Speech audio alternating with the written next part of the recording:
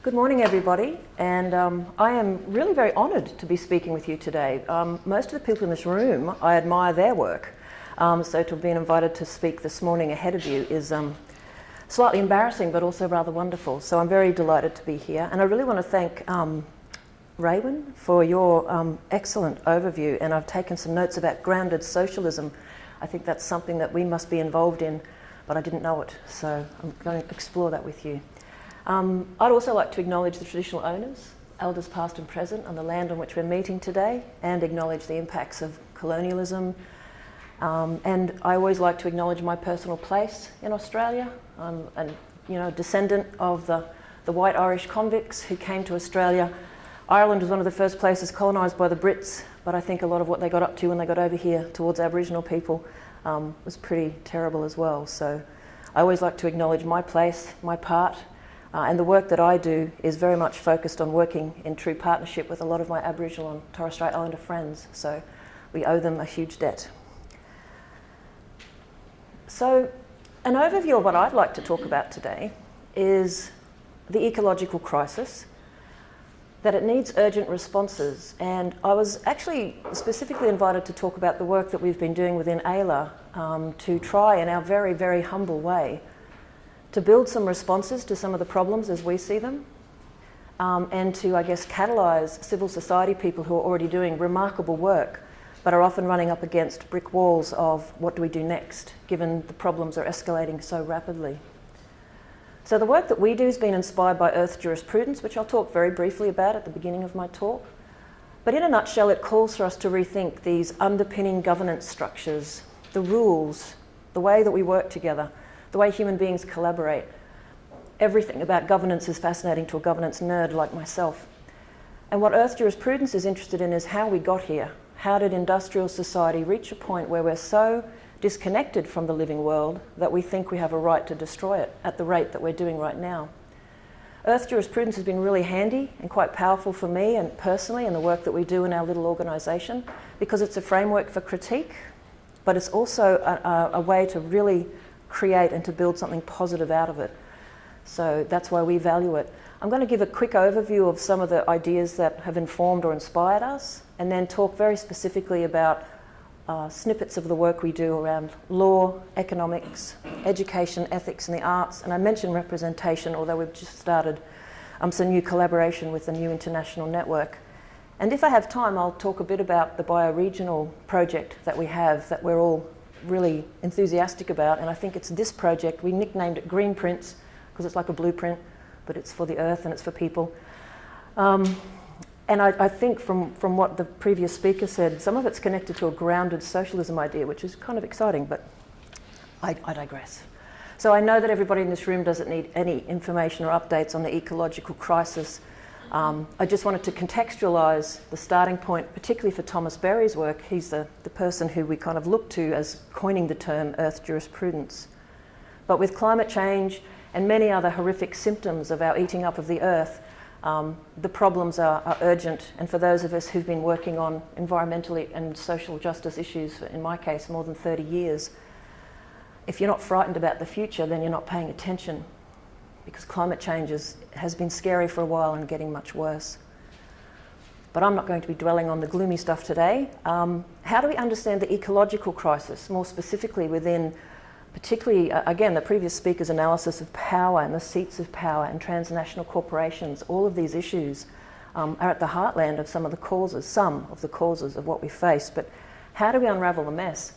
As someone who's been communicating around environmental issues for a very long time, a big question a lot of younger people ask is, where do I start? What do I do? How do I connect? How do I understand the big mess to be useful? You know, how do I not get burnout by thinking I can do so much, but I can't?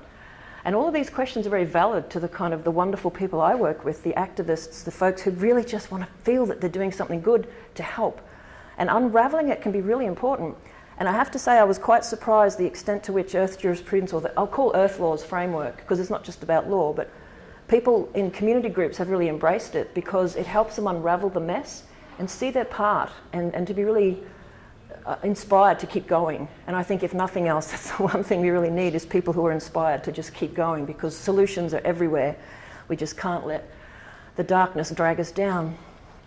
So again, with folks like yourselves, I know that you all understand many of the causes of things going on, but in the work that we do, we communicate with people to think about how did we get here. We can't address just symptoms, we have to look at the underlying causes. Writers like Derek Jensen talk about the shift from hunter-gatherer to agricultural societies as being the real turning point to us as terraformers. Others, of course, and I'm one of them, look at the systems that emerged through European colonisation, not just moving in on other places, but bringing with them a kind of systems of hierarchy and power, dominance and patriarchy, systems that continue to this day through the governance that emerged out of empire and into corporate power. All of these things matter. The Industrial Revolution, of course, was a huge, huge shift, particularly with the access to apparently cheap fossil fuels. The Great Acceleration, post-Second World War. A lot of people are not familiar with the phenomenal increase in technological capacity and extractive capacity that happened after the Second World War. A lot of people point to neoliberalism, but in a lot of ways it's the icing on the kind of pre-colonial cake. And for those who aren't familiar, these are just two sets of data that Will Steffen and the Climate Council wheel out to depress us all. You don't even have to see the detail, but these are Earth system trends like the increase in carbon dioxide, nitrous oxide, methane. If you can see the dotted lines, that's 1950. And you can see that all the graphs are going up very, very quickly. So the Earth system trends are highly, highly destructive around extractivism and the socio-economic trends that have caused a lot of it. It's not just population, it's an increase per head in consumption and consumerism itself, and all of these other indicators going up. And this is one of the direct causes of the ecological crisis, the eating up of the planet. But the good news is, you know, throughout humanity, people have responded to the political and social crises and difficulties of their time. And since the 1960s particularly, if you do an analysis of the emergence of environmental movements, ecological economics from the early 70s, everything from deep ecology in the Western mindset, ethics, spirituality, and I often say that law and governance sort of trailed in last. Although traditional environmental law started in the 1970s, it's really only been with a lot of the ecological law, rights of nature, and other developments in the 21st century that are taking some of those ideas into practice. So just quickly on Earth-centered governance or Earth laws. And I'll mention AELA because from here I'll weave a little bit of the theory of Earth jurisprudence but into the practical things that we've been doing just to show some of the efforts we've been making. So we were created in 2012 by a group of concerned environmental lawyers but rapidly became multidisciplinary. Our interest is in increasing the understanding and practical implementation of Earth-centered everything.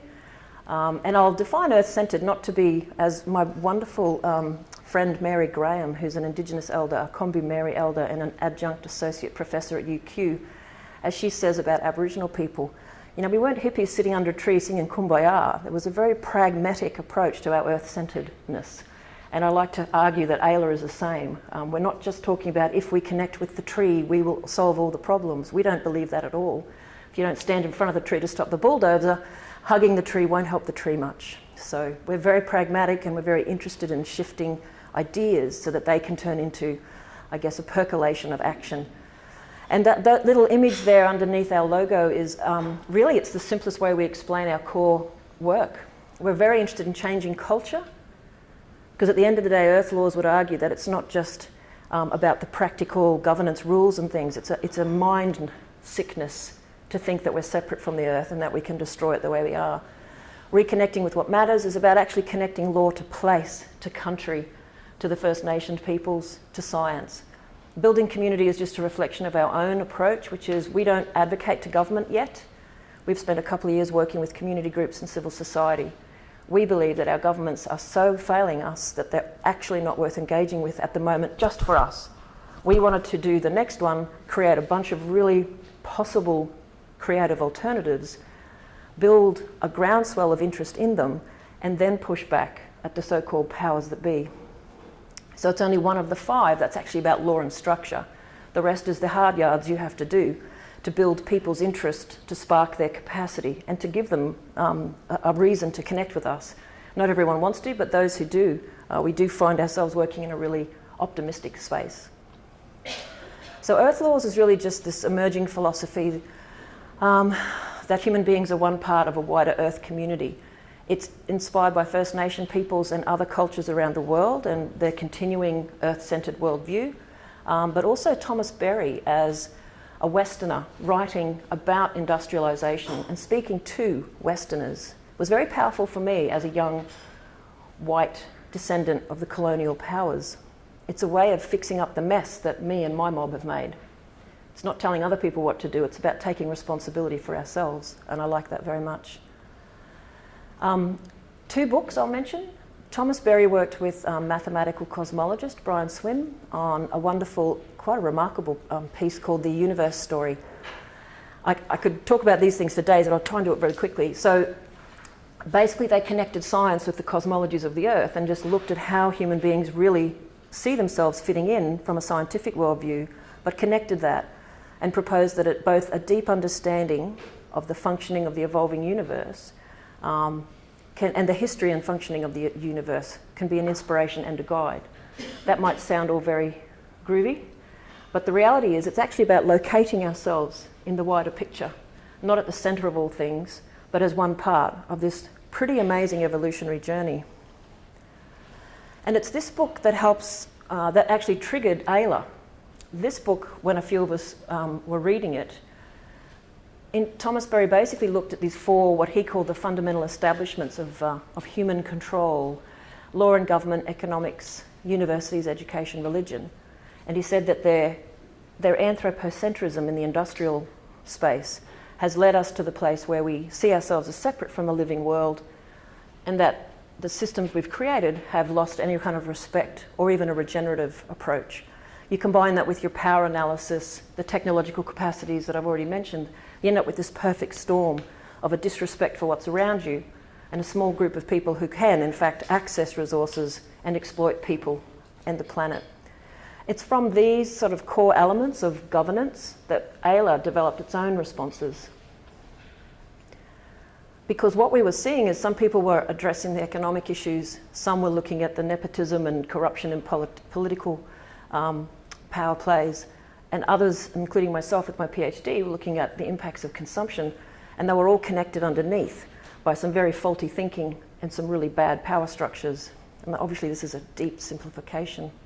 So in a nutshell, what we're interested in is getting people to stop thinking that we're at the top of the pyramid, and to stop thinking there's a pyramid at all, and to understand that if not just our own survival, but the moral obligation we have to not destroy the rest of the living world, we need to shift to a deeper understanding of what the living world needs and what it should be doing.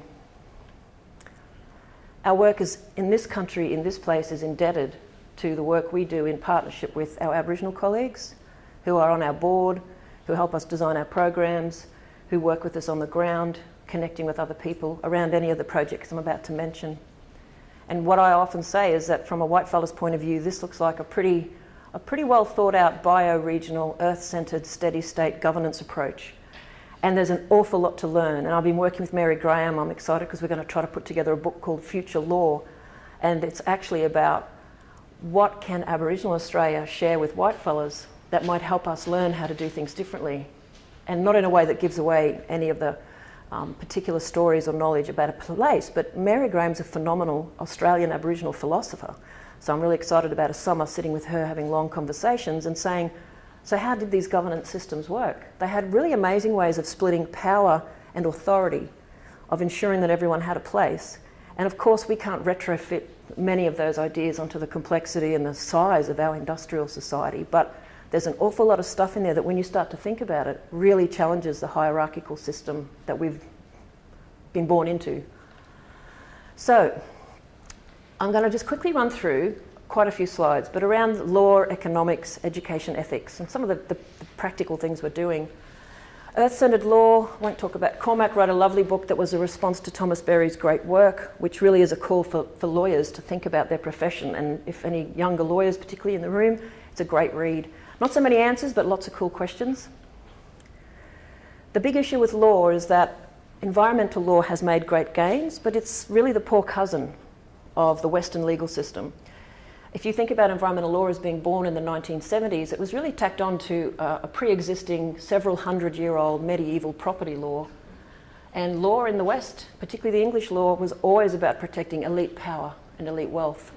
So environmental law has made great gains, but it's argued that it really just mitigates around the edges of the fundamental structure, which is a private property-based, eating up the world, pro-growth model. In the lectures that I give to some of my law students, I go through this in detail and we have lots of fun examples, but I'm just going to shoot one quick one at you. When we do this comparison between the current Western legal system and Earth jurisprudence, one of the ones that stands out is this rights of nature concept, which is really being spearheaded in the last few years and is turning into quite the movement. In the current Western legal system, a lot of people don't think very much about it, particularly if you're not a lawyer, but we have given rights to an entity as fictional as a unicorn, and it's a corporation. And as I joke when I teach the students, I said, have you ever been swimming in a creek and you bump into something slimy and go, oh, a corporation just touched my leg? And they laugh. I go, have you ever walked down the street and bumped into something and went, oh, that was a big spiky corporation? They went, no. I said, of course not, because it's not real. It's only our legal construct and our legal system that have made these things real. And if we made them, we can unmake them. And in contrast, we often also ask the question, did you know that you cannot murder an animal? In our legal system, you can do just about anything to an animal, including eat it, but it's not murder, because murder is the highest form in our criminal legal system, and it's reserved for humans. So we have a system that reflects a whole bunch of abstract concepts that aren't actually grounded or connected to the way the world works. Rights of nature is arguing that in a system where we have rolling through with mass extractivism, deforestation, if we actually accepted, not just morally, but legally, that the living world has a right to exist, thrive, and evolve, it automatically pushes back at a system that has no restraint and very few limits. So I could talk for great length about rights of nature. I've got a lot of work we've been doing. I actually just flew in last night from Auckland, where a bunch of amazing people around the Pacific are looking at how they can adopt rights of nature and acknowledging that something is a living entity into a new regional convention for the Pacific Ocean. It's so exciting. I have no clue where any of it will go, but it's an idea that is reanimating particularly the clunky deadness of Western law, and people are getting excited about it. It's once you get a bunch of lawyers in the room, they argue about it and they desiccate the life back out of it. But there's a way that it brings an enthusiasm around community groups that connects with Earth democracy that I find like really surprisingly enthusiastic, so that's great. I'm not going to talk much more because I think I'm running out of time, but for those who don't know much about rights of nature, actual laws, not just the concepts from Chris Stone and many other deep ecologists, but the actual legal stuff has been happening since about 2006 in the US at the local level, at the constitutional level in Ecuador, national laws in Bolivia, policy statements, and then a whole bunch of completely different laws that originated from the Maori negotiations under the Treaty of Waitangi, recognised the legal status of several ecosystems. That then triggered this zeitgeist. We've got court cases in India, Colombia, and a few other places trying now to expand rights into the natural world. And it's an amazing time to be watching and being part of these discussions. It's quite remarkable and very enthusiastic. So if anyone's interested in it, it's very optimistic. Okay. What we do around rights of nature is we're connected to big international networks of people like the Global Alliance for the Rights of Nature and several others to again, maintain solidarity with people and ideas around the world and to bring them into Australia and to share our awesomeness with all of them. We've also started 2 years ago. I found another comment that Raywin mentioned about the decline of civil society institutions. That might be why a few of us decided to create our own permanent People's Tribunal in Australia. We've just had our second hearing.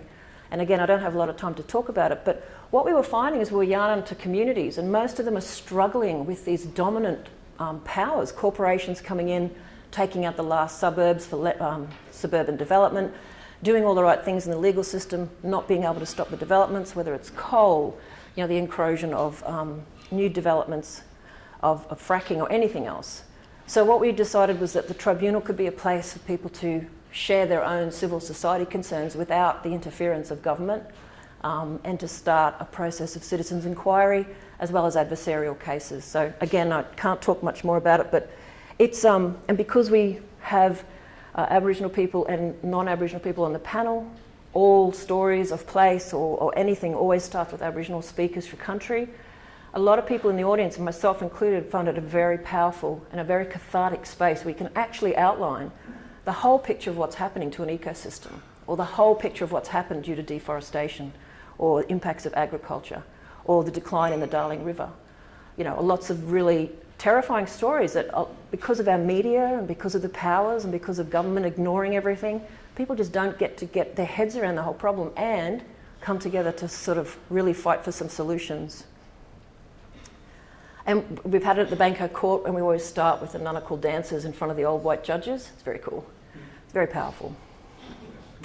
The other thing we've got is the Australian Centre for the Rights of Nature.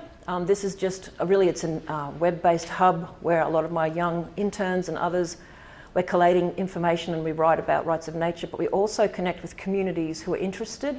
That was a rally held early this year in Margaret River. They're rallying for river rights, for a voice for the river, and one of the local councillors is interested in these initiatives. Community capacity building is really important to AELA, and I don't mean that in we're coming in to tell you what to do. It's when they are interested in earth laws and they ask us to come and have a yarn, we'll sit down with them and talk about earth jurisprudence and a critique of the system.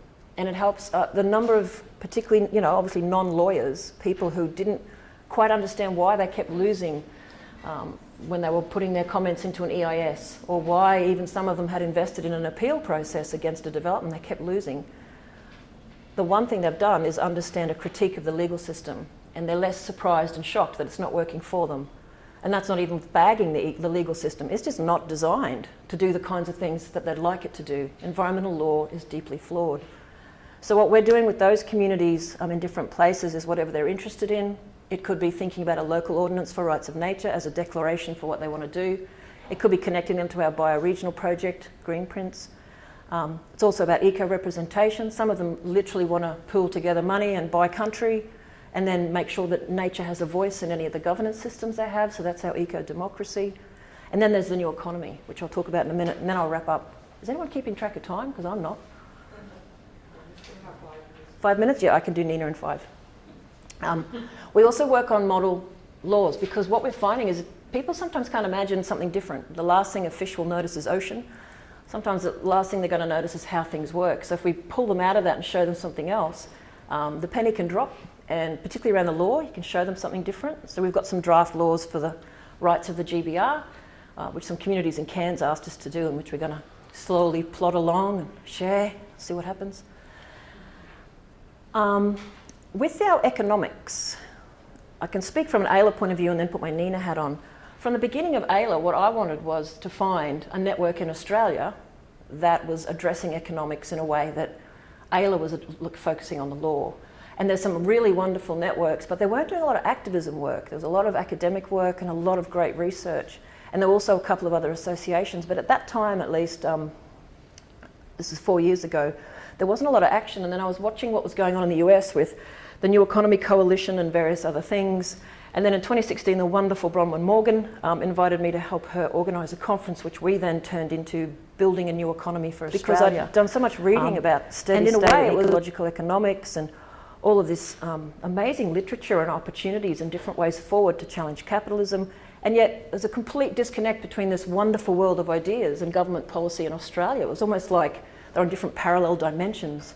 So what we were doing with the conference is we put the feelers out to people to see would there be validity or use in bringing people together and actually harnessing the collective energy of the thousands and thousands of amazing positive alternatives around Australia.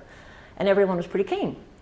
So the short version of this story is we now have an emerging network. We're about to be incorporated as a co-op. It's got several hundred, we've got about 1,200 people on a mailing list, but we've got several hundred organisations. It's a network, it's not trying to be an organisation, and it wants to be a platform to help lots of different groups and people, if they want to, find each other. And so what we talk about is facilitating connections, showcasing and promoting projects, building peer-to-peer learning, and collective strategies. So we've been building the kind of the community of people for 2 years, and now we're building our hubs, and now we've got people starting to focus in on sectoral and regional hubs. Where have I got? Don't worry So we've got a bit of a plan, but it's very, very much coming out of the work that people are already doing and building on the shoulders, I've got that there, building on the shoulders of decades of community economics, community development. I didn't put unions, but they fit in there with mutuality, all of the work that has been sort of in response to capitalism since the Industrial Revolution. The branding was very deliberate. We had suggestions of making it the Social Solidarity Network and others saying it should just be ecological economics.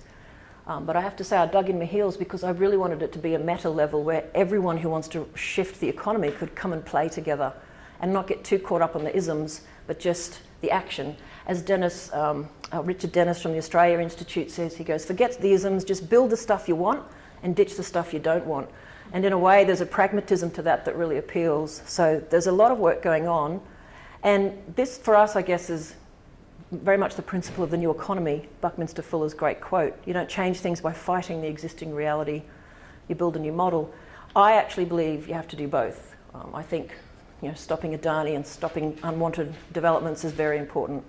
But the biggest gap, and I guess the thing that I might end on for AELA is that what I did find, particularly in the environmental movement, was very few really positive alternatives.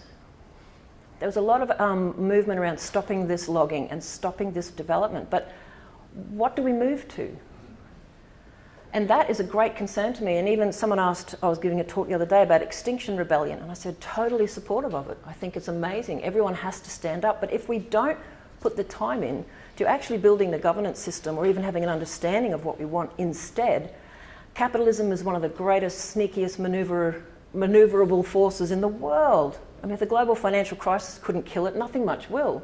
So if we don't have really cool pathways that people can jump from one to the other and tweak and modify, then I think we're going to be doomed. So I'm really excited to see new economy and even some of our humble Earth Laws programs really getting traction. And it's the same image that people have been talking about for hundreds of years in terms of responding to capitalism. But I think the difference with this is we have to connect up the dots, amplify the good stuff, but really work hard to analyse the power problems and build something else. And from AELA's point of view, that something else has to be a governance system built on love and respect and other mushy words for plants and animals. It absolutely has to. And then the rest is the hard-nosed stuff about how do we rearrange energy, transport, housing, roads, all of that stuff. I had heaps more slides, but I talked too much. We also have earth ethics, earth arts, education. We've infiltrated the university level and now high schools with our earth stuff, and they love it. The kids never get to do critical thinking or systems thinking, apparently. Some of the Catholic schools apparently very excited by our ability to help them deliver what they should be doing under the Pope's encyclical. So I'm hoping that will be a way to corrupt the youth in an Aristotelian sort of way. So I think I'm finished. Thank you very much.